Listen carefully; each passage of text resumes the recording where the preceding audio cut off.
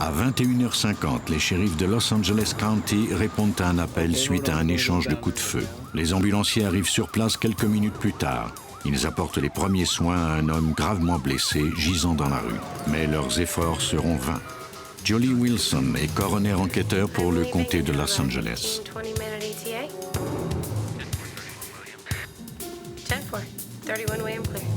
Alors que la plupart des gens dorment déjà, le quart de travail de Julie ne fait que commencer. Celle-ci peut voir jusqu'à 3 cas au cours de ses 10 heures de travail. On nous envoie dans le secteur sud-ouest de Los Angeles. Un homme non identifié a été la victime de coups de feu. Les circonstances entourant la fusillade sont inconnues.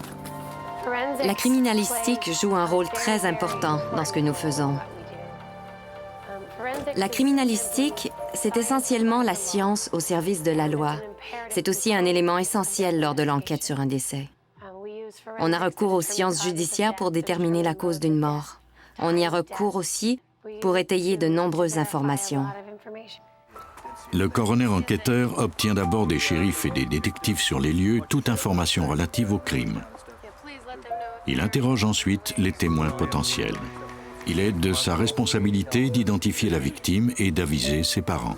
Julie commence l'examen externe en photographiant le corps.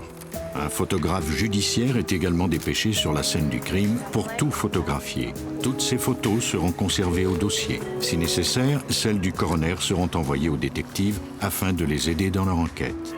Pendant que la police récupère toute arme qui serait demeurée dans le secteur, Julie prend les effets personnels qui se trouvent près du corps. Cela inclut tout médicament ou drogue illégale.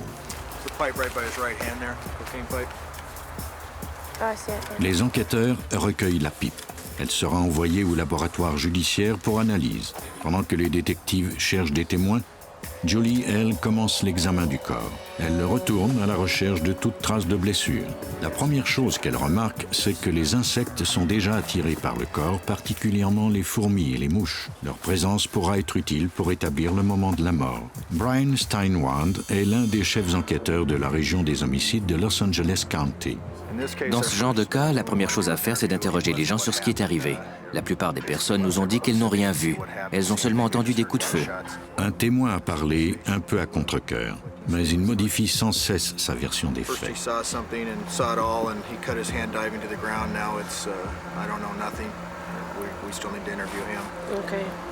Le témoin est conduit au bureau du shérif pour un autre interrogatoire. Pendant l'examen du corps, Julie Wilson constate que la victime a été atteinte de nombreux projectiles sous plusieurs angles.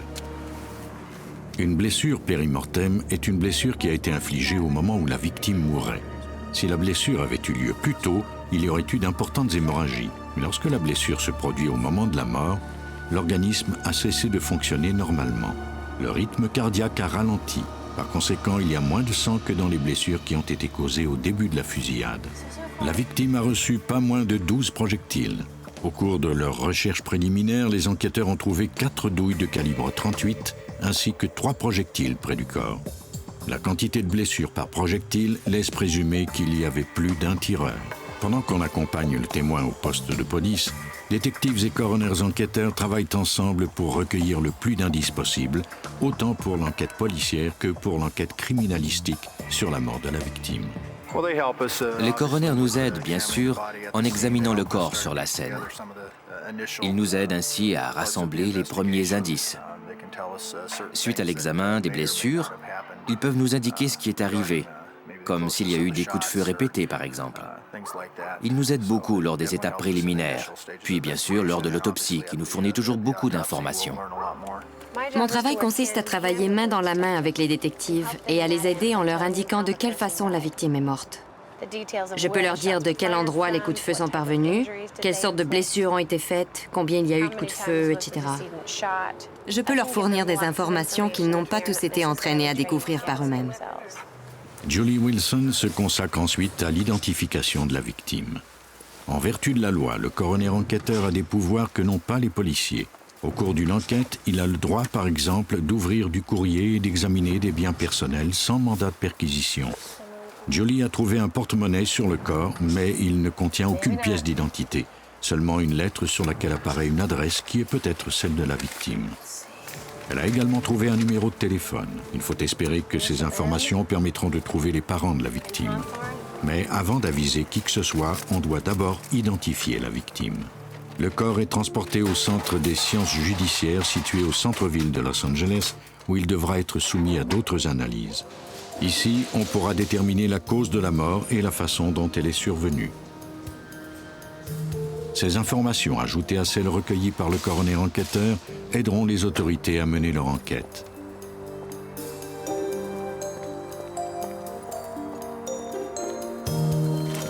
Craig Harvey est le chef des opérations du service du coroner de Los Angeles County.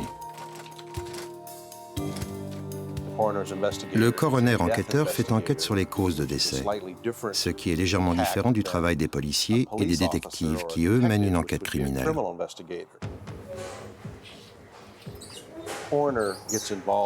Le coroner examine les causes de la mort alors que la police mène une enquête sur le crime, au cours duquel une mort a eu lieu. Du point de vue juridique, seul le coroner est responsable de l'enquête sur le décès. À son arrivée au labo, le corps est soumis à un examen préliminaire où il est pesé et mesuré. Lors de cette étape, on procède également à la collecte de résidus de poudre explosive laissés par une arme à feu.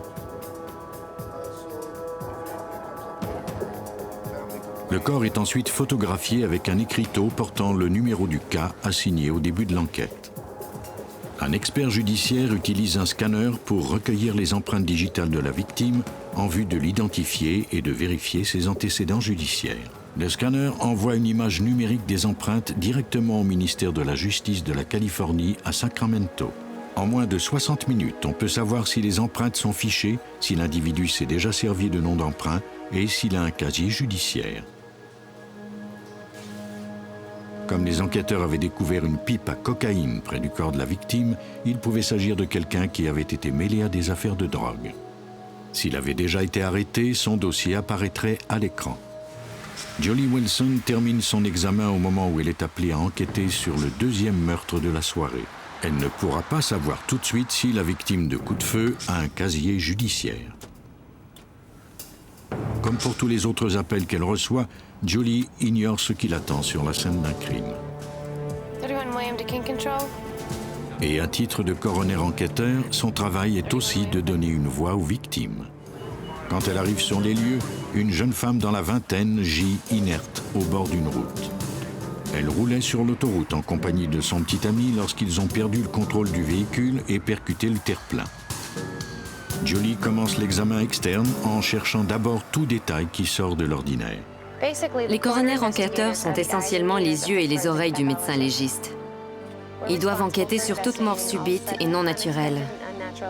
Ils sont donc présents sur la scène de tout accident, homicide ou suicide, ainsi que lors de nombreux cas de mort naturelle. Dans le comté de Los Angeles, on compte pas moins de 60 000 morts par année. De tous les décès qui font l'objet d'une enquête, 10% sont reliés à l'utilisation de drogue, 15% sont des homicides et 8% des suicides.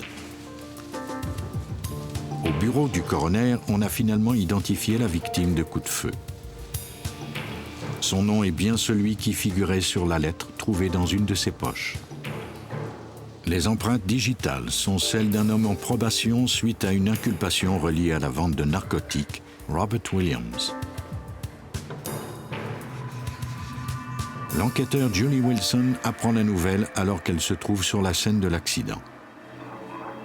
Elle doit maintenant la transmettre à la famille de Robert Williams.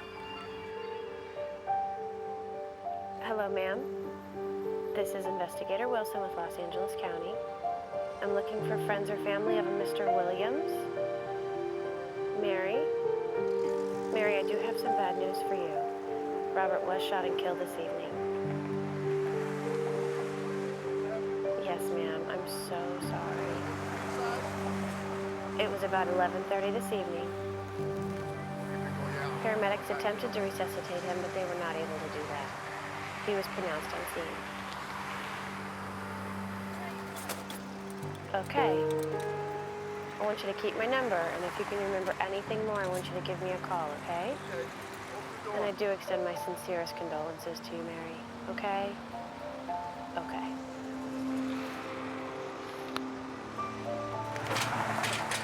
On transporte la victime de l'accident au bureau du coroner. Julie y poursuivra l'examen du corps de Robert Williams qu'elle a commencé quelques heures plus tôt. Il a été touché de toutes parts. Je ne sais pas encore s'il a été atteint de projectiles provenant de plusieurs armes à feu. Toutes les douilles et les projectiles qu'on a trouvés étaient du même calibre, mais cela ne signifie pas nécessairement qu'il n'y avait qu'une arme.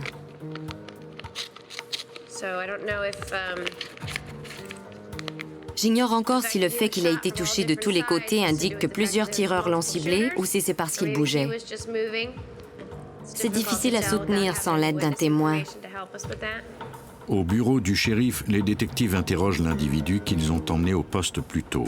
Ils espèrent que celui-ci leur dira si Robert Williams a été la cible d'un ou de plusieurs tireurs. Même si sur la scène il a déclaré qu'il avait tout vu, il est maintenant nerveux et hésitant. Il modifie sa déposition. Il soutient à présent qu'il n'a rien vu. Les détectives devront compter sur les experts judiciaires pour obtenir des réponses à leurs questions. Au labo, des techniciens appliquent de la poudre sur la pipe à cocaïne trouvée sur la scène. On espère qu'elle fournira des indices qui pourraient mener à un suspect. Malheureusement, les empreintes qu'on y relève sont inutilisables. Julie Wilson continue de recueillir des indices en vue de reconstituer les événements qui ont mené à la mort de la victime. L'examen des blessures de projectiles me permet de déterminer que certaines ont été infligées alors qu'il était en train de mourir et d'autres après sa mort. Tout s'est vraisemblablement passé en l'espace de quelques secondes. Julie recueille ensuite des rognures de ses ongles et les gratte pour y trouver quoi que ce soit qui pourrait faire avancer l'enquête criminelle. Lorsqu'il y a altercation, on retrouve souvent des fragments de peau sous les ongles de la victime. On peut comparer ces morceaux de peau à celles d'un suspect. Elle recueille également un échantillon des cheveux de la victime. Lorsque la fusillade a eu lieu, certains de ses cheveux ont pu finir par aboutir sur les vêtements des meurtriers. On recueille des indices pour procéder éventuellement à des comparaisons d'ADN. Anthony Hernandez est le directeur du bureau du coroner de Los Angeles County. Un bon coroner enquêteur est quelqu'un qui, grâce à ses connaissances et à son expérience, peut examiner une scène de crime et un cadavre. Il peut y découvrir toutes les informations importantes avec un œil exercé. Il sait comment faire parler une scène de crime ou un cadavre. Après quoi, il nous fait part de ce qu'il a trouvé. Ces informations sont pour nous de première importance. Elles nous permettent d'établir avec précision la suite des opérations. Le corps est transporté au service radiologique pour d'autres examens. On le soumet à une radioscopie. Les techniciens judiciaires examinent le corps à la recherche de projectiles ou de fragments de balles. On peut voir les nombreuses trajectoires empruntées par les projectiles. On remarque alors une balle qui avait échappé à l'examen préliminaire. Elle est logée dans une cuisse. Voici Yulai Wang, médecin légiste à Los Angeles County. Dans cette affaire, on a trouvé 6 fragments de projectiles lors de l'autopsie. Il y en avait 2 dans la tête, 1 dans le torse, 1 dans le secteur du bassin, 1 dans la jambe et le dernier dans le bras. Les radiographies guideront le médecin légiste au cours de l'autopsie. En un mois, Deborah Cowell, experte en balistique, enquête en moyenne sur plus de 100 morts causées par une arme à feu. Lorsqu'on fait feu, des particules de poudre explosive peuvent se déposer sur le tireur ou la victime. C'est pourquoi on a mis au point un kit de détection de ces particules. Quand on tire avec une arme à feu, il y a de la fumée qui s'échappe du canon. Ce sont des particules microscopiques qui proviennent du projectile et de son blindage, s'il y en a un. Les particules qui nous intéressent proviennent de ce secteur en particulier, cette zone circulaire ici au bas de la cartouche. C'est là que se trouve la matière explosive, très sensible à toute pression. Au moment du coup de feu, des particules s'échappent de cette région qu'on peut aisément reconnaître. Avec le kit de détection, on peut arriver à déterminer la distance entre la victime et le tireur au moment du coup de feu. On peut également savoir si la victime a utilisé, elle aussi, une arme à feu. Si vous étiez dans une pièce pleine de gens et qu'une personne faisait feu, on pourrait trouver des résidus de poudre sur chacune des personnes. À l'aide d'un microscope à balayage électronique, Cowell peut trouver les plus petites traces de résidus de poudre explosive. Ces informations permettront aux enquêteurs de déterminer où se trouvaient les tireurs par rapport à la victime au moment du crime, et ils pourront également identifier le calibre de l'arme. C'est seulement un morceau du puzzle. Cela ne nous dira pas tout, mais cela nous fournit des informations qui pourront nous être utiles. Cela peut corroborer ou non une déposition, par exemple. Les enquêteurs ont besoin d'une analyse plus approfondie pour étayer leur hypothèse selon laquelle 2 tireurs pourraient avoir utilisé chacun une arme. Le corps est transporté à la salle d'autopsie où l'on en extraira les projectiles. Le sergent Randy Seymour du bureau du shérif de Los Angeles County assiste à l'opération. Il y a des indices balistiques dans le corps de la victime. On a recueilli un projectile qui, à première vue, ne semble pas correspondre au projectile recueilli sur la scène du crime. Cela tend à étayer la thèse de l'utilisation de multiples armes à feu. Lors de l'autopsie, on recueille en tout 6 fragments de projectiles, y inclut celui qu'on n'avait pas vu au début dans la cuisse de la victime. Ces fragments sont tous envoyés au laboratoire de balistique.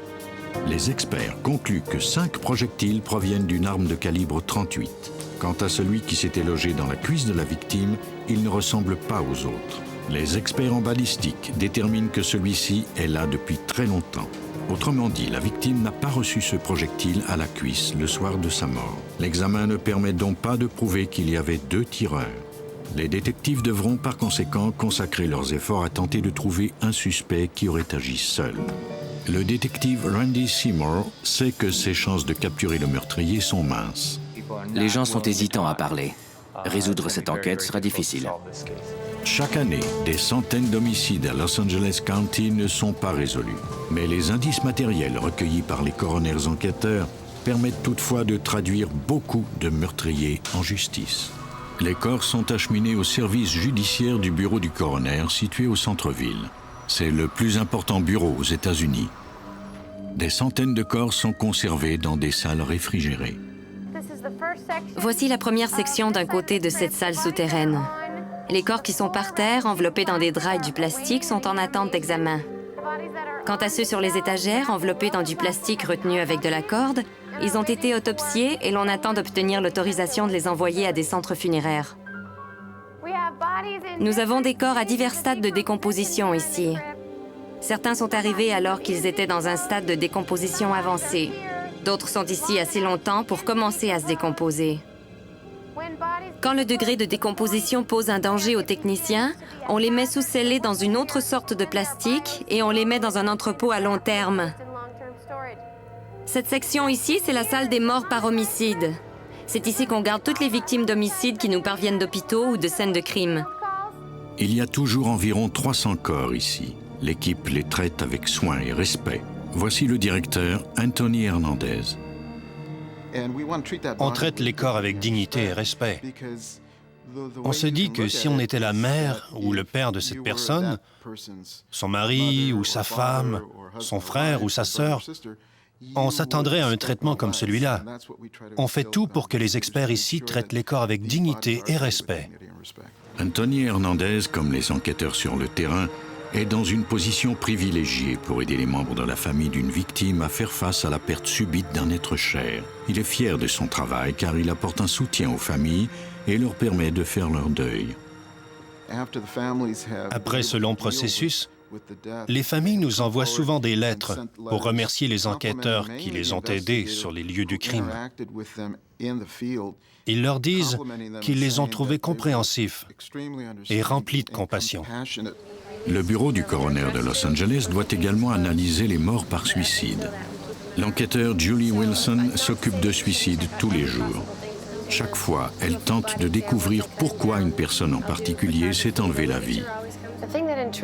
Ce qui m'intrigue le plus à propos d'un suicide, c'est que, le plus souvent, la raison pour laquelle quelqu'un s'enlève la vie, raison que l'on connaît car la personne aura laissé une note ou aura parlé à l'un de ses proches, eh bien, cette raison est très simple d'habitude. C'est quelque chose que n'importe qui estimerait faire partie des difficultés de la vie de tous les jours. Un obstacle, en somme. Mais pour une raison que j'ignore, ces gens semblent croire que la situation est sans issue. Ils n'ont plus d'espoir, plus aucune raison de vivre.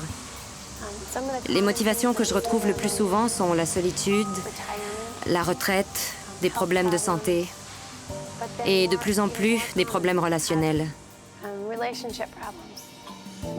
Les hommes et les femmes se suicident si leur conjoint les quitte, s'il les a trompés. Les plus jeunes mettent fin à leur jour parce qu'ils ont eu de piètres résultats scolaires. Les motivations sont souvent très simples. Je me demande pourquoi ces gens-là n'ont pas attendu au lendemain, le temps de reprendre espoir. I feel so much pain. I can't take it anymore. This is no one's fault, but I feel there's no other option left for me. Une fois qu'on a déterminé que la victime s'est effectivement suicidée, on clôt l'enquête. Mais il reste encore une lourde tâche à Julie. Aviser les membres de la famille est la chose la plus difficile qui soit pour un coroner enquêteur. Il faut que j'évalue bien la scène avant d'aviser la famille. Je dois traiter les proches de la personne décédée avec beaucoup de respect et tenter de comprendre ce qu'ils vivent. J'essaie d'avoir la même compassion pour chacun d'eux et du respect aussi. Ils sont toujours affectés, peu importe la façon dont la personne est morte. Que ce soit leur grand-père qui est décédé d'un arrêt cardiaque, par exemple, ou leur fils de 15 ans qui vient de se suicider en voiture en se jetant du haut d'une route de montagne.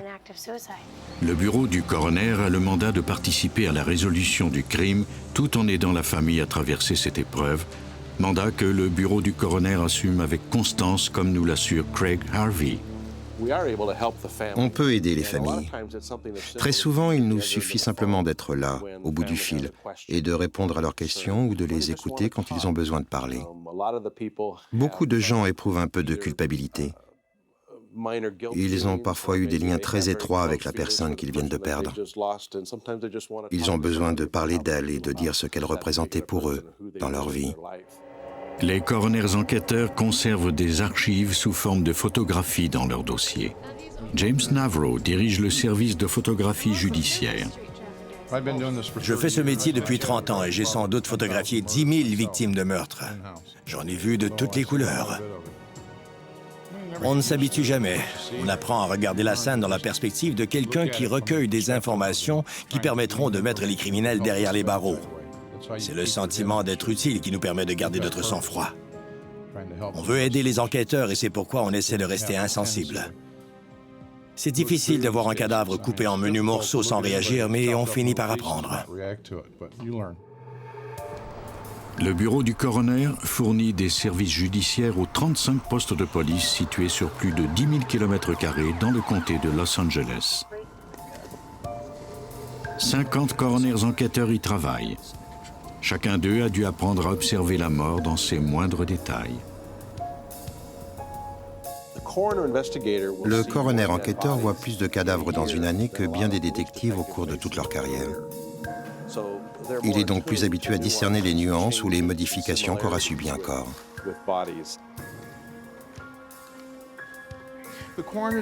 Les coroners enquêteurs jouent un rôle important dans le processus d'enquête parce qu'ils sont les premiers à arriver sur les lieux. Ce sont eux qui examinent les bouteilles de médicaments, qui voient les blessures, la position du corps. Ils pourront nous donner des indices cruciaux sur ce qui est arrivé à la victime juste avant qu'elle meure. Le bureau du coroner de Los Angeles a noté l'emplacement de plus de 1000 morts sur un plan du comté.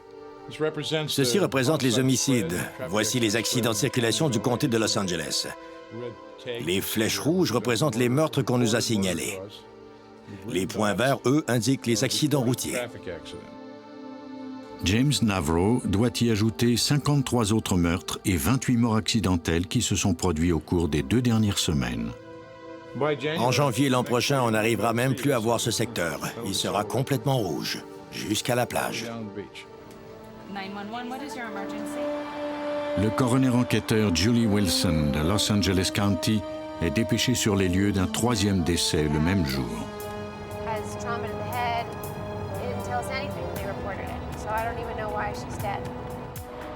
Le gérant d'un immeuble au sud de Los Angeles a trouvé le corps d'une femme de 29 ans, Nadine Jackson, après que plusieurs locataires se soient plaints d'une odeur nauséabonde provenant de chez elle. Personne n'a vu Nadine ni son mari depuis le vendredi précédent. On nous a signalé qu'il y avait eu une dispute conjugale vendredi dernier. C'était il y a 4 jours. Des ambulanciers, des détectives de la section des homicides et des experts en scène de crime se rendent à l'immeuble de 2 étages. Le détective Barry Hall du bureau du shérif de Los Angeles est chargé de l'affaire. Des policiers ont été dépêchés dans le courant de la journée parce qu'on aurait trouvé un corps à l'intérieur. En quelques mots, il y a 4 jours, cette femme a été vue pour la dernière fois chez elle. Quant à son mari, on l'a vu le lendemain. La police est à la recherche du mari de la victime et croit qu'il s'est enfui. Lors de la découverte d'un corps, les répartiteurs du service d'urgence dépêchent des ambulanciers et des policiers sur les lieux, mais ceux-ci ne peuvent déplacer le corps avant l'arrivée du coroner enquêteur. Julie trouve le cadavre de la femme enveloppé dans une couverture et caché sous un lit. Le corps est visiblement en état de décomposition avancée, ce qui signifie qu'il sera plus difficile de déterminer la cause de la mort. En arrivant, Julie demande à des collègues de venir l'aider à recueillir des indices et à photographier la scène. Pour des affaires comme celle-ci, je demande à un technicien et à un photographe judiciaire de m'accompagner. Le technicien se charge de recueillir tout poil, cheveux ou fibres. De plus, si la victime a été ligotée, il recueillera les liens. L'appartement semble être dans un état normal, même si le responsable de l'immeuble a déplacé un canapé pour découvrir la victime. Les techniciens de scène de crime commencent leur examen de l'appartement. On le photographie également sous tous ses angles. On applique de la poudre pour relever les empreintes digitales. Les tapis, les couvertures ainsi que d'autres articles sont recueillis à titre d'indice. Les techniciens ont ensuite recours à un éclairage spécial pour trouver des traces de sang sur les murs et le sol. Ils découvrent une mare de sang sous le corps de la victime. Les enquêteurs croient qu'elle a perdu ce sang après sa mort. Notre bureau a besoin des indices que nous recueillons pour pouvoir mener à bien les enquêtes. Une fois tous les indices recueillis, les enquêteurs sont plus à même de se consacrer à découvrir comment et pourquoi cette femme a été tuée. Les détectives de la section des homicides du bureau du shérif de Los Angeles County interrogent les voisins et parents de Nadine Jackson. Des témoins déclarent à la police qu'ils ont aperçu son mari quitter l'appartement. Il avait des égratignures au visage. Le détective Barry Hall s'inquiète du bien-être des enfants du couple. C'est un vrai mystère. On ne sait pas où se trouvaient les enfants avant le meurtre et encore moins en ce moment. Julie doit tenter d'en apprendre plus sur la vie de Nadine Jackson afin de reconstituer les événements qui ont conduit à sa mort. Aucun de ses parents ne nous a fourni d'informations jusqu'à maintenant. Je vais devoir examiner les noms qui figurent dans son carnet de téléphone. Et en plus, tout ça est écrit en espagnol. Le coroner enquêteur a le mandat d'en apprendre le plus possible sur la victime. On dirait qu'elle travaillait à son compte. En raison du degré de décomposition du corps, Julie ne peut déterminer rapidement la cause de la mort de la victime. La décomposition rend les blessures beaucoup moins évidentes. Quand on fait l'examen externe, il est donc plus difficile de découvrir ce qui a causé la mort. Il est aussi difficile de savoir depuis quand la victime est décédée, car le processus de décomposition est très variable. On peut déterminer à quelle vitesse un corps se décompose en notant la température de la pièce dans laquelle il se trouve. Plus il fait chaud et plus le processus de décomposition sera accéléré. Grâce à ces données, on évaluera à quel moment la mort a eu lieu. Dans ce cas-ci, le corps est déjà à la température de la pièce, soit à 32 degrés. Le processus de décomposition a donc été accéléré. On estime que la mort a eu lieu 4 jours plus tôt. Pendant que Julie Wilson mène son examen préliminaire, elle remarque des blessures aux mains de la victime, ce qui indique que Nadine Jackson s'est probablement défendue lorsqu'on l'a attaquée. J'ai tenté de voir s'il y avait des fractures, mais je n'en ai pas senti sous mes doigts. C'est difficile à déterminer quand on examine un corps à ce point décomposé. Quand on touche à la tête, par exemple, le cuir chevelu est plutôt spongieux. Il y a beaucoup de bulles d'air là-dessous. On ne peut donc pas aussi facilement sentir les fractures à la palpation. Une ceinture brune est nouée solidement autour du cou de la femme. Les experts se mettent donc à la recherche de signes de strangulation. Normalement, on note de minuscules hémorragies dans les yeux des victimes de strangulation. Ces traces de sang, que l'on appelle pétéchis, sont les premiers signes de suffocation. Mais comme les yeux de la victime sont dans un état de décomposition avancé, on doit tenter une autre approche. On regarde du côté de l'hyoïde, un os situé dans le cou. Toute fracture de cet os indiquerait que la victime a été étranglée. Ces années d'expérience ont enseigné à l'enquêteur Wilson à se distancer de ses émotions quand elle se trouve sur la scène d'un décès. On observe, on absorbe, on examine les moindres détails. Je me mets en mode scientifique. Je ne pourrais pas faire mon travail adéquatement si j'étais en mode émotionnel. Je tente donc de voir la scène dans son ensemble. Je cherche tout élément qui ne serait pas à sa place, toute incohérence. Je tente de voir ce qui se démarque du reste et qui aurait pu échapper aux détectives. Le corps de Nadine Jackson est transporté au service des sciences judiciaires de Los Angeles. En raison de son état de décomposition, les techniciens portent de l'équipement spécifique qui protège leur bouche et leurs yeux. On recueille des échantillons de cheveux et d'ongles, au cas où il y aurait eu une lutte avant que la victime ne meure. Des témoins ont signalé avoir vu des égratignures au visage de son mari alors qu'il sortait de l'appartement. Lors de l'autopsie, les médecins légistes constatent que Nadine Jackson est morte par asphyxie. Elle a été étranglée avec la ceinture qui se trouvait autour de son cou. On pratique ensuite des analyses pour voir si elle a été victime d'une agression sexuelle, mais les résultats ne sont pas concluants. Il faut identifier formellement toute victime dont la mort fait l'objet d'une enquête du bureau du coroner. Les enquêteurs savent d'avance que le degré avancé de décomposition ne leur facilitera pas la tâche. On tente de relever les empreintes digitales, mais le scanner ne parvient pas à les déceler en raison de l'état de décomposition. Pour y parvenir, on tentera de réhydrater les doigts de la victime. Le technicien judiciaire, José Hernandez, effectue cette opération. Avant de relever les empreintes, on doit redonner de la souplesse à la peau. On injecte dans les doigts un mélange de solvant, de méthanol et d'éthanol, afin de redonner du relief aux crêtes papillaires du bout des doigts. Une fois cette opération complétée, on prélève facilement les empreintes. On obtient des résultats positifs en comparant les empreintes obtenues à celles de la victime qui sont fichées à la Régie des transports de la Californie. Maintenant, Julie a la pénible tâche d'annoncer la nouvelle à la famille. Ce n'est jamais une étape facile. Je fais ça depuis 5 ans, et chaque fois que j'arrive à la porte de quelqu'un ou que je prends le téléphone pour annoncer cette nouvelle, j'ai des papillons dans l'estomac. Ce n'est pas devenu plus facile avec le temps. Les coroners enquêteurs comme Julie Wilson ont un regard unique sur la vie et la mort, et leur expérience ne peut guère être partagée avec de nombreuses personnes. Cela a complètement changé ma façon de voir la mort. Je n'y pensais guère auparavant, mais maintenant, j'y pense très souvent. C'est un trait humain que d'oublier à quel point les gens qui nous sont chers sont importants pour nous. Mon travail m'y fait penser tous les jours. Cela m'a fait apprécier la vie encore plus. Je peux rentrer à la maison tous les jours et avoir le sentiment que je fais du bon boulot.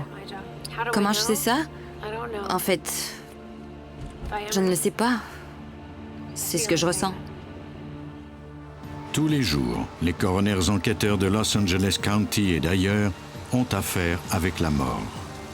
Ils interrogent des témoins qui hésitent à parler, s'entretiennent avec des familles en deuil et font appel à des techniques scientifiques à la fine pointe pour donner un sens aux morts insensées qu'ils côtoient tous les jours.